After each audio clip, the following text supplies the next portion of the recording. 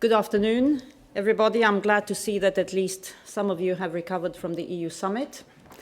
Good afternoon to everybody here in Brussels and, of course, in Naples. As you can see, we've just been joined by Lieutenant General Charles Bouchard, the commander of Operation Unified Protector, who's taking time to join us this afternoon to give us a preliminary assessment of our NATO-led mission for Libya and details of the current Overwatch period. Let me say just a few words before I give the floor to General Bouchard. Unfortunately, as you've seen, the death toll of yesterday's terrible earthquake in Turkey is rising. The Secretary General issued a statement expressing his sadness on behalf of NATO. He conveyed his sympathy and solidarity to all those who were and continue to be affected by the earthquake, to the Turkish people and the Turkish government. Of course, NATO stands ready to assist our ally Turkey if needed. On a very different note, yesterday we'll all have seen the celebrations in Benghazi and across Libya as the National Transitional Council declared the full liberation of Libya. A momentous day for Libyans and for the whole region. As I'm sure you heard, the chairman of the National Transitional Council, Mustafa Abdul Jalil, in his address, singled out NATO for what he called the effectiveness and great professionalism with which we implemented the United Nations Security Council Resolution 1973 to protect civilians in Libya against the threat of attack. The Secretary General warmly welcomed the announcement of liberation as a great victory for the people of Libya. Their courage and determination in the cause of freedom has inspired the world.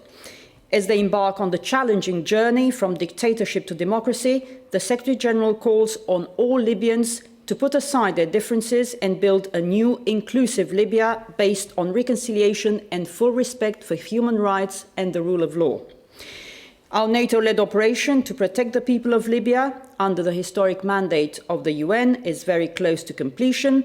As you know, the North Atlantic Council took a preliminary decision to end Operation Unified Protector on October the 31st and will take a formal decision in the next few days. Meanwhile, the Secretary General is closely consulting with the United Nations and the National Transitional Council. As we wind down the operation, together with our partners, we'll monitor the situation, retain the capacity to respond to threats to civilians if needed. And that remains the very important mission led by Lieutenant General Charles Bouchard in Naples. General, the floor is yours. Merci beaucoup, Oana. Good afternoon, ladies and gentlemen. As we near the end of our mission, Operation Unified Protector, I think it's important from my perspective as well to put things in perspective and to provide you an overview of how we saw these last 7 months. If we look back to month of March, at the onset of the mission, there were gross and systematic violation of human rights, the repression of peaceful demonstrators, arbitrary detentions, enforced disappearance, torture, and summary executions. We have seen several times over and over again remnants and remains of such action. And finally, the reaction was so strong that the international community, led by the United Nations resolutions 1970 and 1973, authorized the member states to take the necessary measure to protect civilians and civilian populated area under threat of attack, enforce a no-fly zone, and implement an arms embargo from the air and at sea. NATO response was rapid, 6 days from the time we were given the order that we would take on the mission under OUP to the time we began operation. This could not have been done without the great work from the air and maritime component, as well as other participating organizations. The operational concept was a simple one: protecting the civilian population from Gaddafi forces, and in doing so, ensuring no civilian casualties.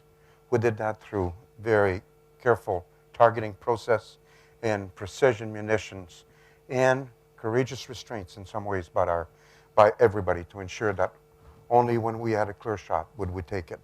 It showed the professionalism of the aircrew and the men and women at sea.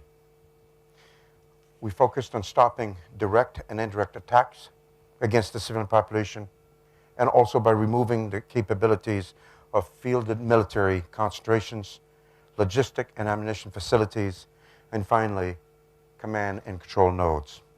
Throughout, we stayed focused on the mandate to protect the population, to ensure no-fly zone, and to conduct the embargo. We did not get involved in anything beyond what was our legal mandate, and we remain well within the mandate assigned to us by the North Atlantic Council. The no-fly zone was a balance between deterrence and actions.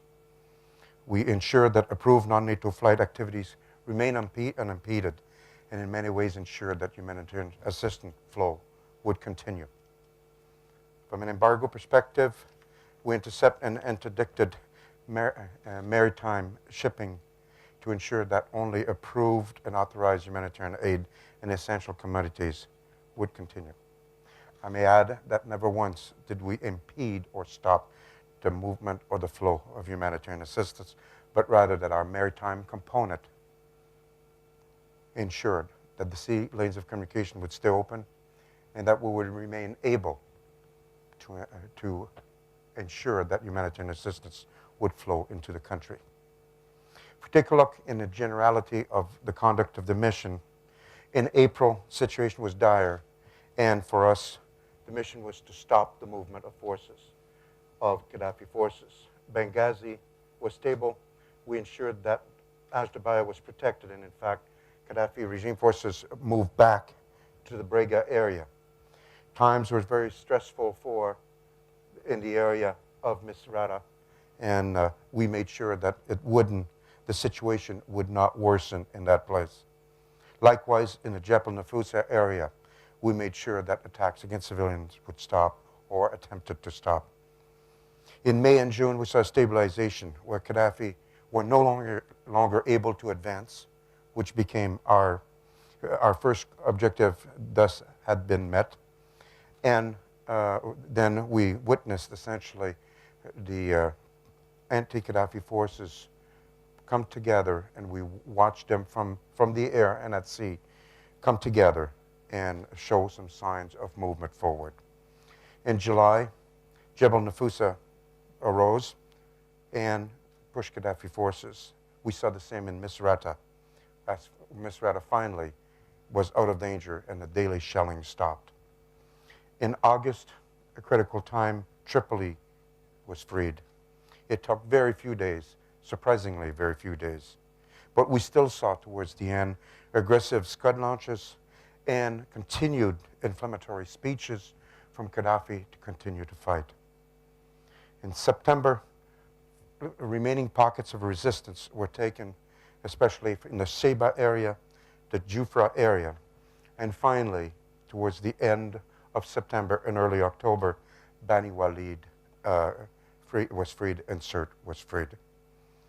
Essentially today, all areas have been freed, and the coastal areas of Libya are under the control of the NTC. The threat of organized attacks from Gaddafi regime remnants is essentially gone. At this time, there are no remaining command and control capability which would lead to the return of the regime. And finally, as stated by Oana, Libya has been declared liberated by the NTC leadership. From our perspective, then, are the objectives that were assigned to Unified Protector have been met.